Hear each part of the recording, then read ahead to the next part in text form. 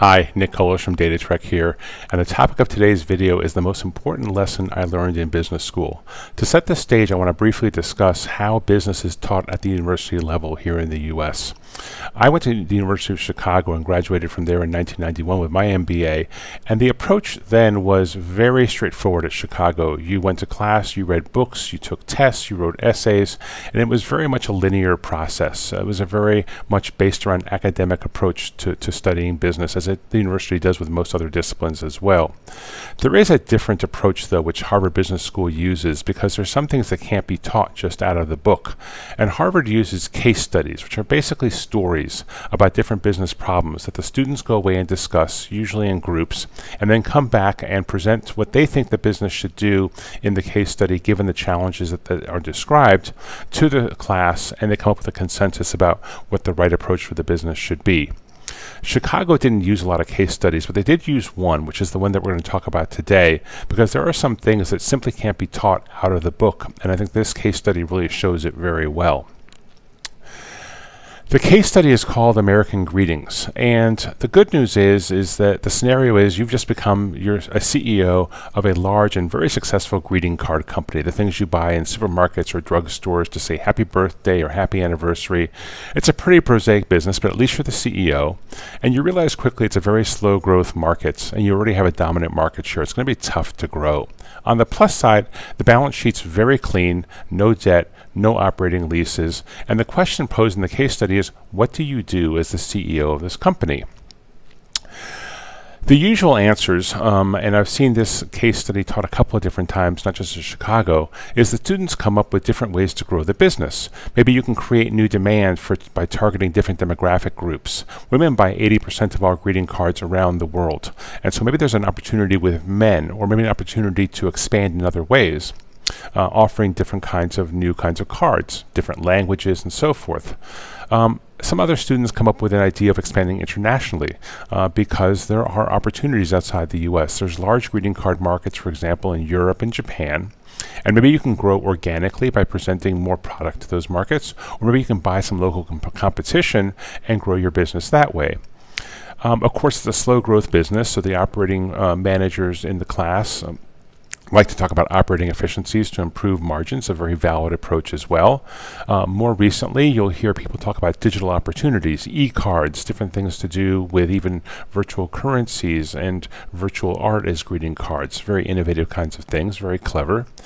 And lastly, you can also potentially, not just sell greeting cards. You can sell small gift items, small paper items, wrapping paper, because you have a lot of shelf space on your retailers' shelves, and you can leverage that to grow your business that way.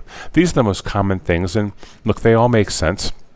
All pretty sensible things to do, and what a traditional CEO would do, and what you hear from a lot of public company CEOs, is they pursue these same kind of strategies.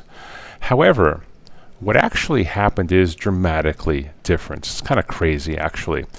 American Greeting, the case study, was based on a real company called Gibson Greetings. And in January 1982, RCA, a big conglomerate that happened to own the asset, sold it to Westray Corporation, a private equity firm, one of the first private equity firms in the country, actually, for $80 million. So they sold it. The catch was that Westray's two founders funded the entire acquisition with $330,000 of their own money apiece, and the rest of the capital came from debt financing and from sale and leasebacks of the corporate assets. Remember that we told you that this business had no debt and no operating or capitalized leases at all. So they were able to basically take the free cash flow of the business and, along with the assets, be able to finance the entire company's purchase with a very small amount of their own capital.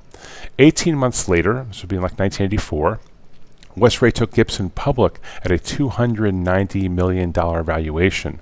That's up from the $80 million they spent. So the two partners in 18 months made $70 million apiece. And this was actually one of the first leveraged buyouts of the 1980s. And you can credit a lot of the boom in the LBO cycle in the 80s, and even private equity today, huge firms that do private equity, on this one transaction. It was really a landmark transaction in finance because it showed what was possible by unlocking value from otherwise very sleepy, dormant, prosaic businesses. And the lesson that this case study teaches is to understand what is your goal is the most important question you can ask in business. So in the case of the Gibson Greetings case study, is your goal to sell more greeting cards? Fine. Those first ideas we had, perfectly valid. But if your goal is to make as much money as possible, then obviously the LBO is the much better answer. There was a lot of untapped value in that asset. So very different outcomes based on the difference in what is your goal structure, what is your goal in a particular situation. And this is why Harvard teaches business through case studies. In the real world, there are an infinite number of possibilities to use in a given business challenge, but you have to decide on which one is the most important to you. And knowing your goal allows you to focus all your attention on the most important issues. And I think just expanding this out, what is your goal is the most important question in trading or investing or frankly life itself. You know, in trading, the goal, for example, that I was taught at the old SAC Capital was to make consistent profits on a daily or weekly basis. You generate good ideas, you size them appropriately, you manage risk, and that's the work of a trader. That's the goal of a trader, making money consistently. And human psychology, your fears, your doubts, your worries about risk aversion are the primary impediment to reaching that goal. Now, in investing, it's very different because there's kind of 2 or 3 goals. The first goal most investors think about is maximizing returns. Perfectly valid goal, right? But this has meant over the last 10 years, and I think for the next 10 years, only owning high-performing U.S. assets like U.S. stocks and tech stocks. The goal of American capitalism, just to expand this conversation out another level, is wealth creation. The goal of technology is disruption. And no other region in the world does this anywhere near as well as the U.S. and U.S. companies. That's just the way things go. That's the way the global economy has developed. U.S. capitalism does wealth creation a lot better because it makes it a primary goal of the society. Now, on the other hand, investing also means preserving wealth. And the challenge of investing is really combining those desires for wealth maximization with the goal of wealth preservation.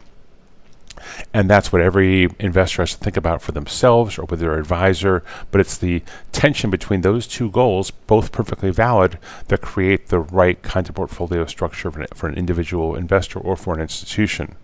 And then lastly, I'll tell you a little story.